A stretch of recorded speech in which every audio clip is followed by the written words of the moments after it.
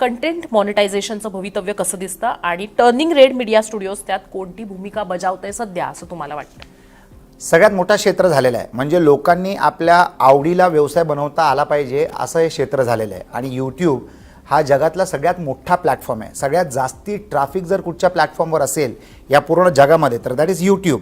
मुंबई तक सुद्धा यूट्यूबवरच चालतो आणि यूट्यूब आपल्याला लोकांबरोबर जोडून देतो.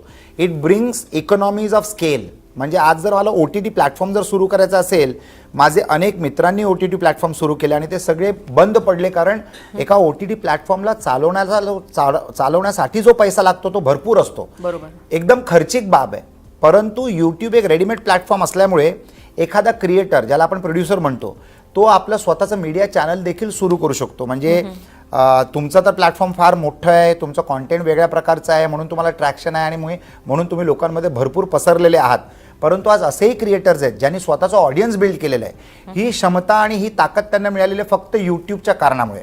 जर यूट्यूब नसतं तर they wouldn't be able to do all this. कारण OTT प्लॅटफॉर्म चालवणं सगळ्यांची काम नाहीये. Media houses have got the financial muscle. त्यांच्याकडे पैशाची ताकद असल्यामुळे ते करू शकतात. पण आज खऱ्या प्रमाणात YouTube is democratic in nature. म्हणजे यूट्यूब सगळ्यांना समान ऑपॉर्च्युनिटी देत आहे. तुमच्या क्वालिटी ऑफ कॉन्टेंटवर डिपेंड असते की तुमची ग्रोथ किती होऊ शकते. टर्निंग रेड मीडिया स्टुडिओजकडे एक्सपर्टीज आहे. आता एखादा कलाकार जो असतो, जो क्रिएटर असतो, त्याच्याकडे कला असते, पण त्याच्याकडे उद्योग करण्याची क्षमता आहे का? बिझनेस प्लॅन पुटअप करायची क्षमता आहे का? डेटा ॲनालिसिस करायचं त्याच्याकडे डेटा आहे का? डेटा ॲनालिसिस करायची क्षमता आहे का? त्याची त्याला जाणीव आहे का?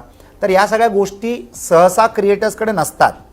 They are only creative people. For example, एक पिक्चर बनवणारा जो डायरेक्टर प्रोड्युसर असतो, त्याला फक्त तो पिक्चर बनवता येतो, पण त्याचा बिझनेस प्लॅन कितीमध्ये बनलं पाहिजे, त्याचं इकॉनॉमिक्स, त्याचं पब्लिसिटी अँड ॲडव्हर्टायझिंग, किती थिएटर जोडायचे, डिस्ट्रीब्युटर कसं आणायचं, त्याची जाणीव कदाचित त्याला नसते. म्हणून तो इतर लोकांवर डिपेंड राहतो. तर त्याच प्रकारे turning red media studio is a readymade ecosystem. We are not creators, we are not creative people. पण क्रिएटिव्हिटीला आणि क्रिएटर्सना मॉनिटाईज कसं करायचं, त्यांना पैसे कसे कमवून द्यायचे, याचा आम्हाला अभ्यास आहे.